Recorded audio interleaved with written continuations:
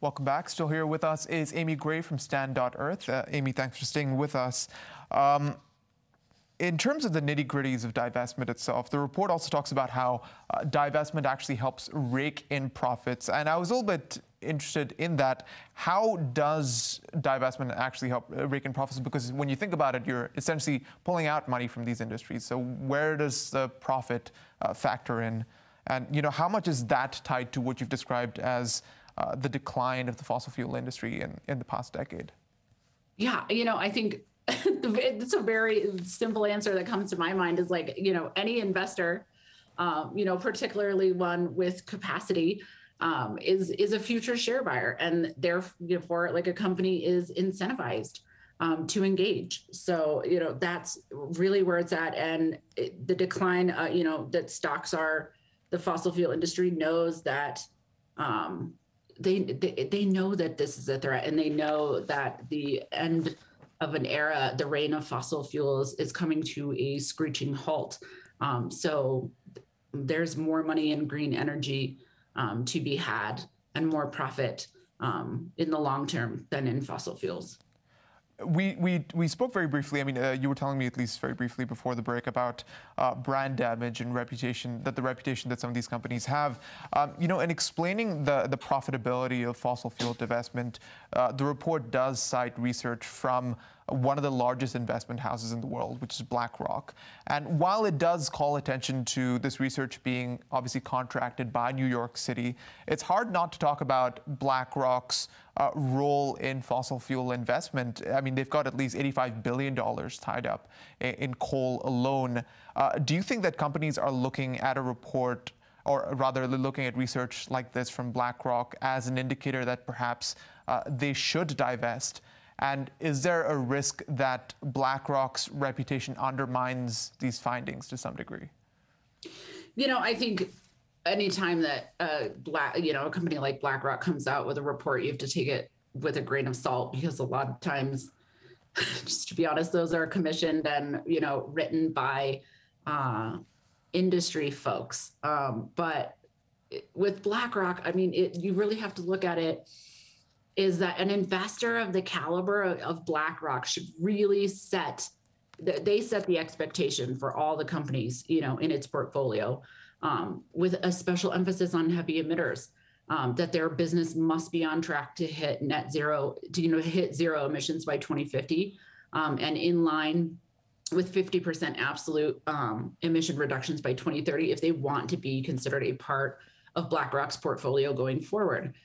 They know that, we're running out of time. And if heavy emitters have no clear transition plans that do not rely on false climate solutions like carbon offsets, then there is no room for such companies in BlackRock's portfolio. So, it's incompatible with the Paris Agreement. We have to limit our warming. We have to limit our carbon dioxide emissions more than half. And, we found that, academic analysis has found that investors that sell shares that do not, they don't lose the, proverbial seat at the table. But in fact, they can really continue to engage both publicly and privately. So, yes, BlackRock is a big influence, but we combat, a lot of that through our own research and through our own movement narratives. But, moving big companies like BlackRock in the right direction certainly helps move the rest of the industry. And how much, I suppose, of an influence has the movement had on BlackRock's recommendation? Do you think it has had, a significant amount of bearing, or is this coming from BlackRock's own, perhaps, internal decision-making around, moving away from the fossil fuel industry, for example? Oh, absolutely. The movement has had an influence on BlackRock. I, have the absolute pleasure of working with some of the most amazing campaigners who are solely dedicated to moving BlackRock. There's a whole subset of the climate finance movement that works on BlackRock. And through public actions and letters and petitions and phone calls and emails, organizations and coalitions such as Stop the Money Pipeline and Sunrise Project, Stand, 350, I think, combined collective people power has really moved BlackRock, ever so slowly, but it does happen, and we definitely have an influence on them. I mean, on the other side of this argument, there are people who are committed to fighting climate change who've expressed concerns about large institutions withdrawing their investments from the industry because they believe that, in some sense, these players are losing the leverage that they have over these organizations to perhaps influence policymaking within the organization, perhaps steer them towards better practices, especially when it comes to any kind of fossil fuel operations that they're involved in. Is that a valid concern that these institutional investors are losing leverage, that we're collectively losing leverage over these organizations? No, I think that's really a false narrative, and I think it's one. We've watched companies like Exxon for the last 30 years lie straight to our faces, about the climate crisis. Like, they knew, Exxon knew, Chevron knew, these companies knew that this was going on, and yet they chose, profits over people. So that narrative is highly pushed by the fossil fuel industry, and it's one that we know to be untrue. When institutions, like Harvard and like the New York State Pension Fund, and other, pension funds across the United States are divesting, no one's losing their leverage. They're actually gaining money and funds in their portfolios. So that's a highly untrue narrative. Okay, and another part of the report that the report looks at is, a transition away from fossil fuels. That is not only fast, but also, it would have to scale fast. But you do talk about how a poorly managed transition could be disastrous. Paint us a picture of what a mishandled transition could look like.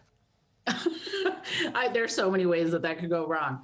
But, most notably, I think, you have to think about the communities and the countries that are up and coming. Like, it's not the United States, it's not China. These smaller countries, they need access to electricity. They need access to clean water. The global South, other, less industrialized nations are not quite where the rest of the world is yet. And we have to think about the social justice aspect of a transition from fossil fuels. We cannot leave these communities behind.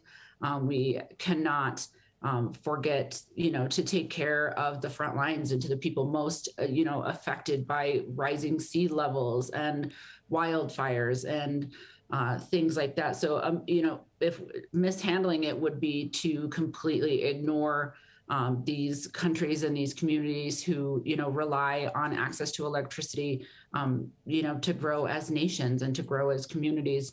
So we really have to, when we say just transition in the movement, it's not just a buzzword. It's not just something that we say. It's something that is a core belief, and something that we hold, very high, is that we have to make sure that no one is left behind and that everyone has access to equal access to electricity, water, those sorts of things. So there's a million ways it could go wrong, but there's also so many ways that it can go right.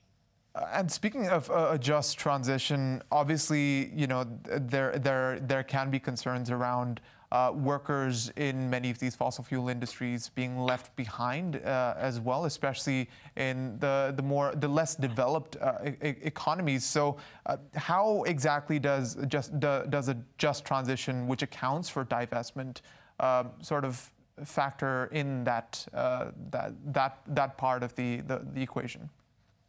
Yeah, I think workers, in the fossil fuel industry, in any industry, are vitally important to not only to our economy, but to their families and to a roof over their head and food on the table. And that's something else in the movement that we absolutely take into account in every campaign, is to look at how the workers of a specific fossil fuel industry fight are, how are they taken care of? Are they making sure that they're not losing their jobs? Because we're not out to take someone's job from them. And it looks like transitioning into another part of the, in another part of the company here in my local community. Last year, we decommissioned 2 of the coal plants in our area. And throughout that campaign and many conversations with the CEO of the utility company, we had a guarantee from them that absolutely no one would lose their job and that they would be transitioned, into the renewable energy sector of the utility company or into another part of the company. So that's something, as a campaigner that you have to think about when you're campaigning, is to make sure that you take care of those people and that they are taken care of once the fossil fuel infrastructure is gone. And just finally, before we go, I did want to get your thoughts on the latest coal deal that's been signed off on. 40 countries pledging to phase out coal. There are some pretty big notable names missing from that list: China, India, Australia, even the U.S. to some degree has had some cold feet on it, especially for their domestic market.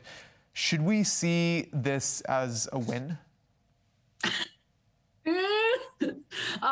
I think the limited number of countries signing on to that deal, could really limit its effectiveness on a global scale. I think it falls significantly short of a global pledge. You think about leading coal consumers like China, India, and the U.S. Aren't part of that group that signed the pledge. And the largest funders of fossil fuel development abroad, including, like South Korea, Japan, and China, weren't part of the coal, oil, and gas agreement. And yeah, they were absent, including the U.S., China, and India, all of them, which burn roughly 2/3 of the world's coal, as well as Australia, the world's 11th biggest user of coal and a major exporter. And the United States, of course, which still generates about 1/5 of its electricity from coal, did not sign it. The agreement was vague on key details, such as exactly when are the countries going to end their use of fossil fuels? The statement only says that major economies commit to phasing out coal power in the 2030s or soon thereafter, in quotations, while the rest of the world would phase out coal, by around the 2040s. And it just doesn't have any teeth. Right. So obviously a long way to go for many countries. Amy, Yes. Thanks so much for speaking to us. Really appreciate it. Absolutely. Thank you for having me. Well, that's it from us here on All About Money. Have a good evening, and we'll see you next week.